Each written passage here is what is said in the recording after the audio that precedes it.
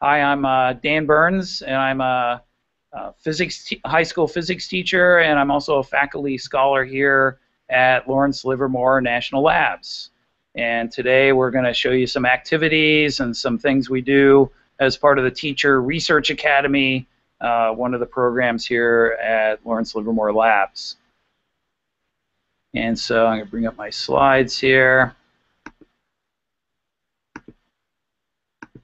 And so we're going to be talking about infrared radiation, studying the invisible, show you some ways your students can actually do investigations with something that's invisible. You can feel free to contact me with questions later. If you're watching this on YouTube after the broadcast, I'm happy to answer questions.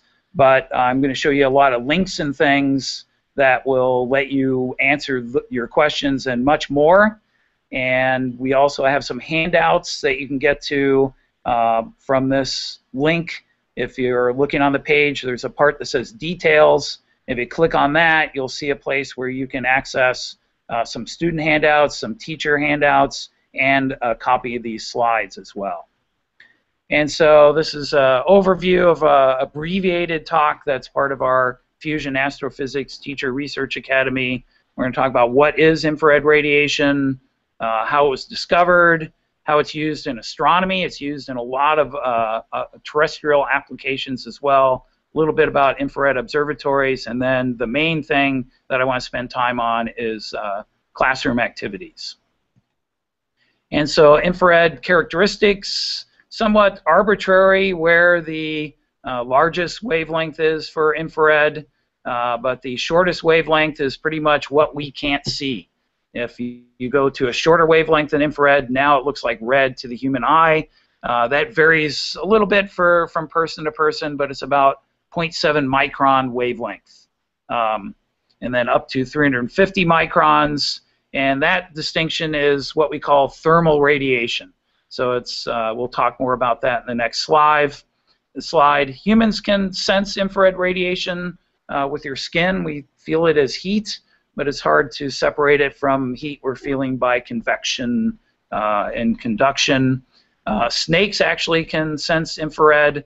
That's the pit organ on a pit viper. Some pit vipers actually have two pits, and they can triangulate the thermal radiation coming from prey and see, at least crudely, in the dark with infrared radiation. And so thermal radiation is emitted by materials that have strong molecular bonds, in other words, in general, solids and liquids. And what's good about it is every object is going to emit some thermal radiation, and it's due to the random motions due to the temperature of the object and the charged particles in it. And so thermal radiation, an object putting that out, is going to emit other wavelengths, but its peak wavelength, what it's most intense in, is going to be in infrared. And so that applies to a wide range of temperatures. You could take that wavelength range and turn it into temperatures. But things really hot can peak in the infrared, for example, incandescent light bulb. And we can make instruments that can see infrared radiation, letting us see the heat coming off things. And here's just a few examples. It was discovered by William Herschel, an amazing person. I encourage you to read more about him. And he was German that emigrated to England and changed his name from Wilhelm to William. And probably what he's most famous for is discovering Uranus. He wanted to call it George. Some of his science teachers probably wished he had gotten his way. And he worked with his sister Caroline for many, many years. And in a famous experiment, he discovered infrared. He wanted to measure the temperature of the different colors in the sun's spectrum. But he was smart enough to put a thermometer outside of where he saw the red end, and he actually detected a large temperature increase there. And so he knew something was there even though he couldn't see it, hence infrared below the red radiation. And if you want your students to do an experiment where they repeat Herschel's experiments, go to the Cool Cosmos website. that's where I got this idea from. It's a great activity, but one we're not going to talk about today, but it's a great outdoor activity. And so infrared astronomy is a really big thing now. Why should we do infrared astronomy? It's harder than visible light. Why would we do that? Well, almost everything emits infrared radiation. It passes through dust that obscures things in the visible light. Exoplanets can be easier to detect in infrared, as well as brown dwarfs. Big discovery last week of a brown dwarf about 7 light years away from the sun, and we haven't seen it because it was hard to see in visible light, but they just did detect it, and it peaks in its, it emits most of its radiation in infrared. Also, really distant objects, due to the expansion of the universe, their visible light gets redshifted into the infrared. And then there are molecular spectra that are important, that are most easily seen in the infrared. And so infrared reveals the invisible. That's kind of the theme of this little talk here. And so this is the constellation Orion invisible, and here it is in infrared. And so you don't maybe realize how big of a source of infrared radiation it is. This is all hot dust or warm dust in interstellar nursery here. And this shows the same sort of thing. This is a Spitzer space telescope. You look here, you see a nice little nebula. This looks like a blank region. But down here, you can see it's a hotbed of stellar formation. And doesn't look like anything's going on here in the visible, but lots of stuff going on in the infrared. And so that's pretty much how we learn about star formation now, is with infrared. And then this shows a Hubble Space Telescope infrared picture. You might think, oh no, Hubble is visible light. It can see out into the, partially out in the infrared spectrum. It has instruments that can do that. And so it can find very, very distant galaxies who are, due to the expansion of the universe, are moving away from us at such a high speed that their visible light is Doppler shifted into infrared. And then this shows an important molecular spectral line for water. And so we can discover water and other molecules important for life out in interstellar space using infrared radiation. And we have to go to great lengths to observe in the infrared because our atmosphere absorbs a lot of it. And so this shows you what portions of the electromagnetic spectrum are blocked by our atmosphere. If it's up here, it's being blocked, and so visible gets through. Some infrared, but most of the infrared is blocked. And so we have to go above the atmosphere, at least above the part of the atmosphere that has water vapor in it. But notice near infrared does get through, and that'll be an important point later. And then radio waves get through, and then really long wave radio wavelengths are blocked as well. And so these are just a sampling of some of the major infrared observatories. IRIS was the first to give us a sky survey of the infrared. It discovered a lot of important things and showed this was a worthwhile region of the spectrum to explore further.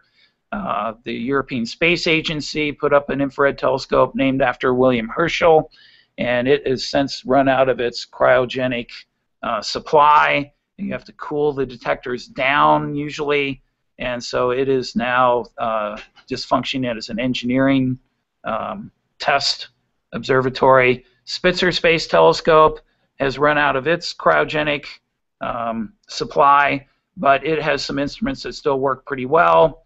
And up on the top of Mauna Kea is an infrared observatory, and they don't have to worry about running out of cryogen. That's one advantage of ground-based, but a lot of the spectrum is blocked for them, even though they're up very high.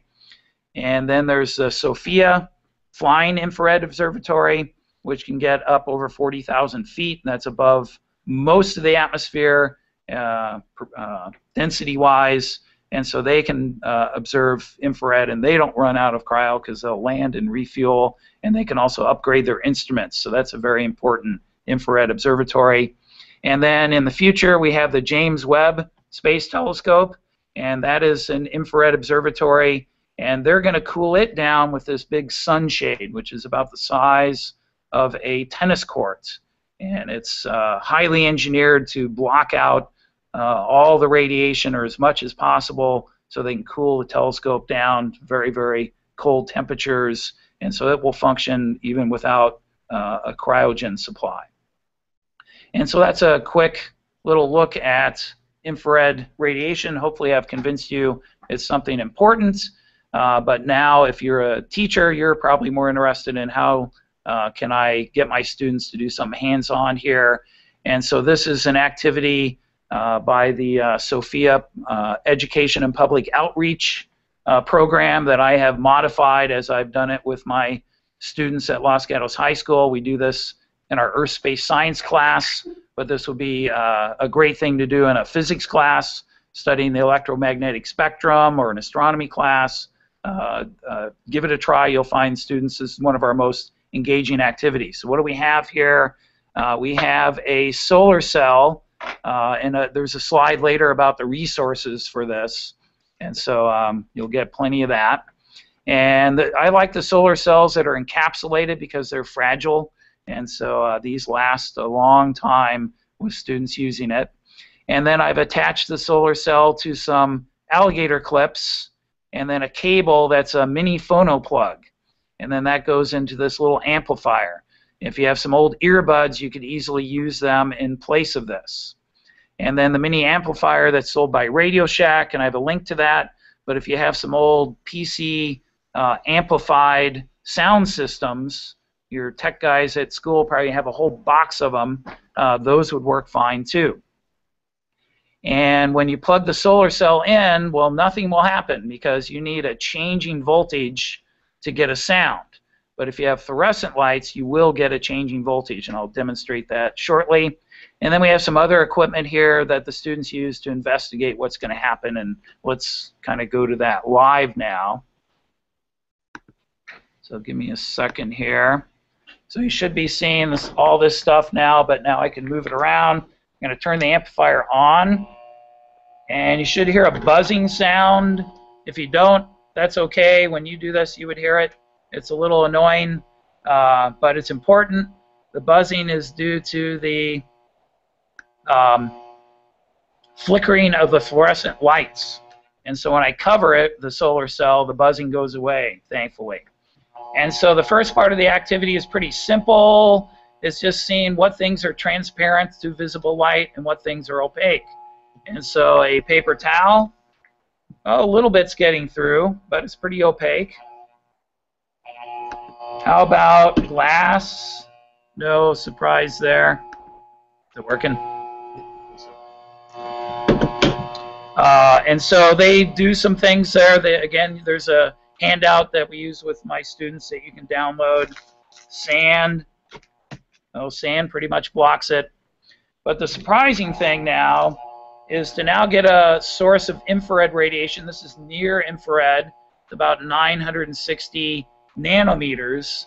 And so you can see on the end of the infrared is an LED, on the end of the remote control is an LED.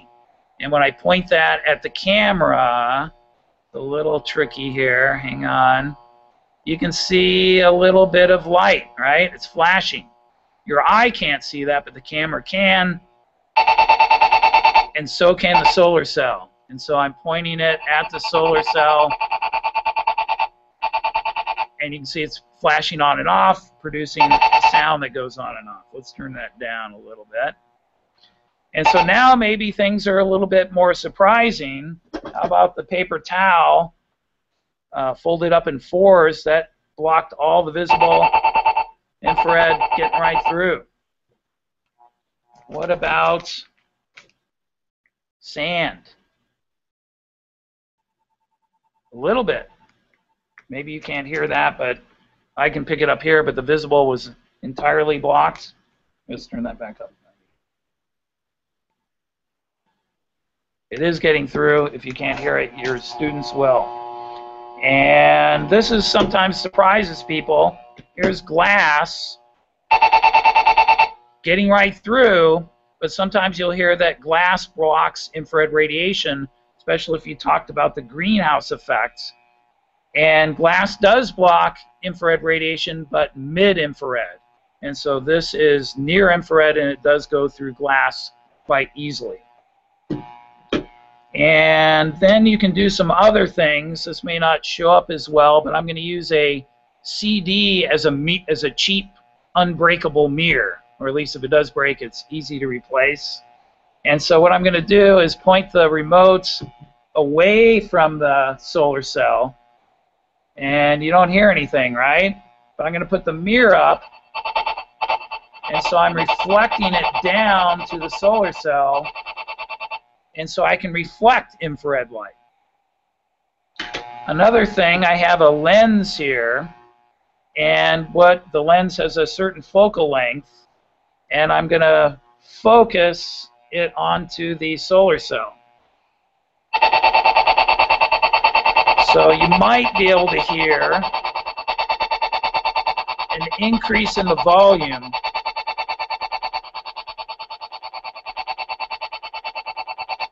when I focus the lens onto the solar cell. Your students will hear it if it's not coming over the computer here, but it does work. It takes a little bit of adjustment, but they're able to do it. Other things in the lab, filters, colored filters. I like to just use these 3D glasses. So you got a red filter and a blue filter, and so they can see what that does, which one allows more through. A little tricky to do here, but the infrared gets through the blue and the red, but not as much through the blue. At least that's usually what they observe. They will start to do all kinds of other experiments when you give them this tool. They will see if they can send their signal across the room to another group. They will see how many times they can bounce it off the CD. They'll see if it goes through their clothes. If so, what clothes it goes through. And so it's a great exploration for them as well. And so, again, there's a handout with some teacher advice on this and some other things. And then I mentioned we had a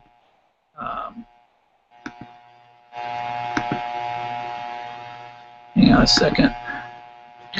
We have, so this is showing you the handouts, and there's a second page to it, but you can download it and modify it as you like.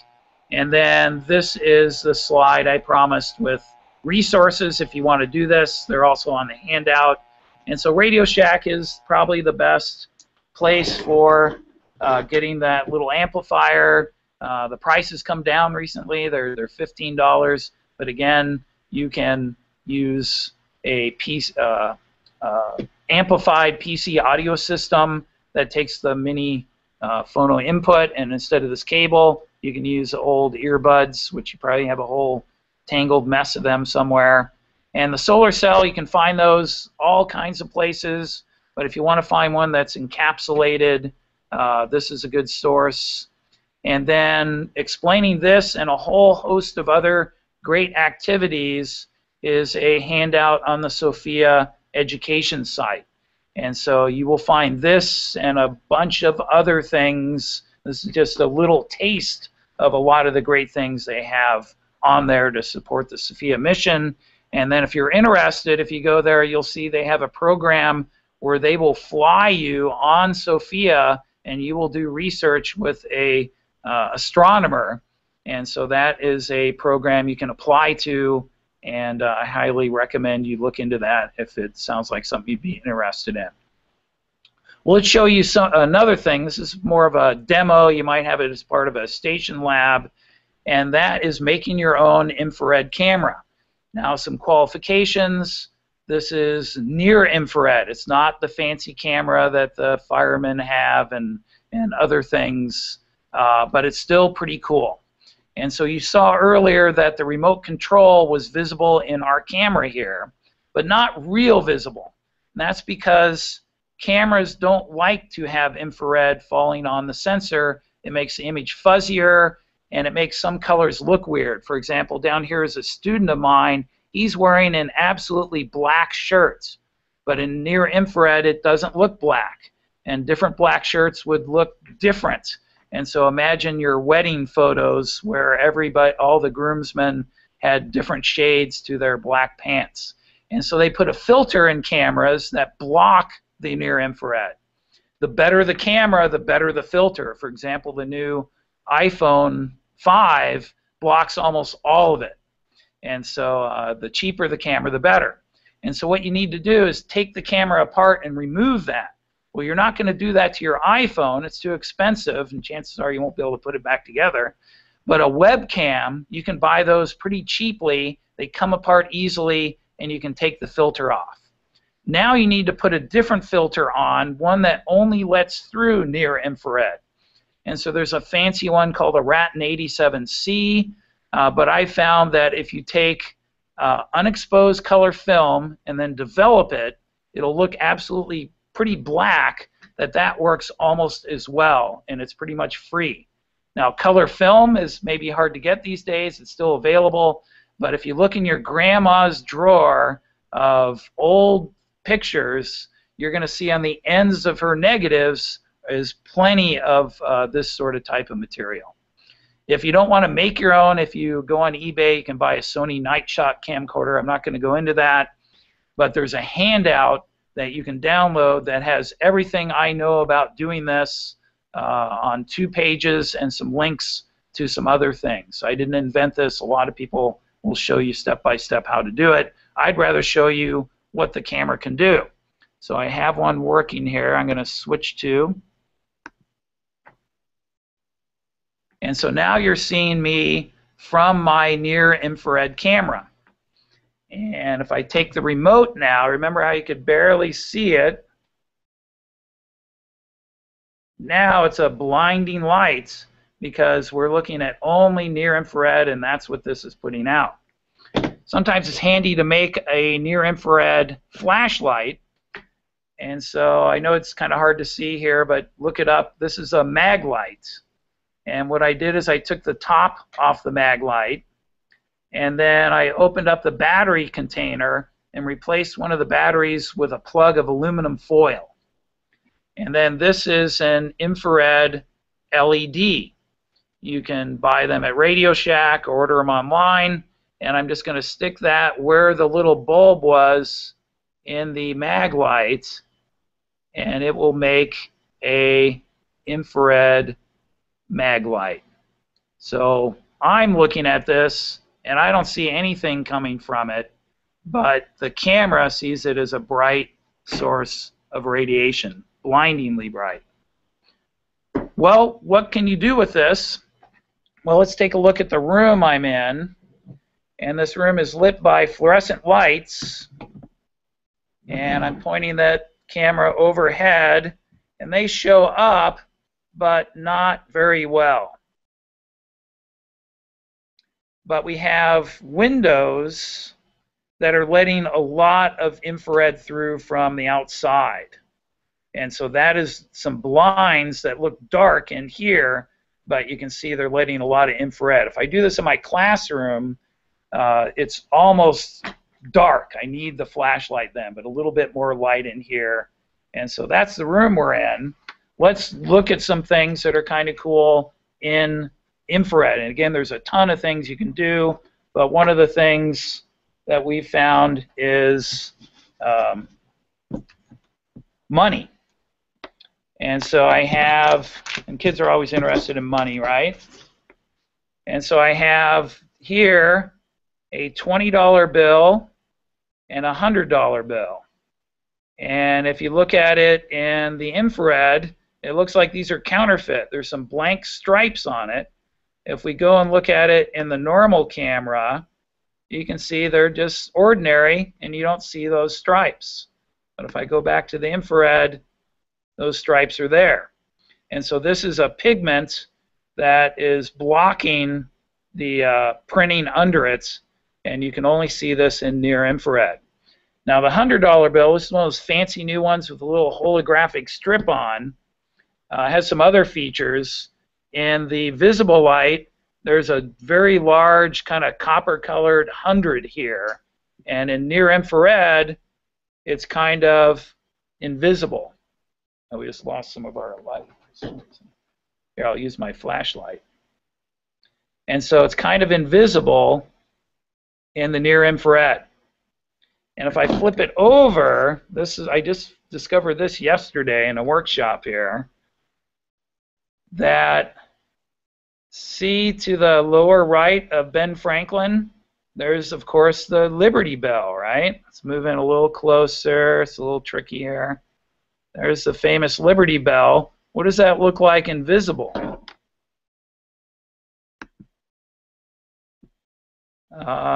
There is, here I'll hold it up. There's an ink pot and a quill pen. If you look carefully invisible, you can see the Liberty Bell, but I didn't even notice it until I had looked at it in the infrared camera. And so the quill and the ink pot go away, revealing the Liberty Bell in the near infrared. So again, a lot of other cool things you can do. We're going to show you one last one here. And so I have over here, let's show it invisible first. Whoops. So down here is a space heater. I'm going to turn it on. And in front of the space heater, I have some, what? Might have blew a fuse.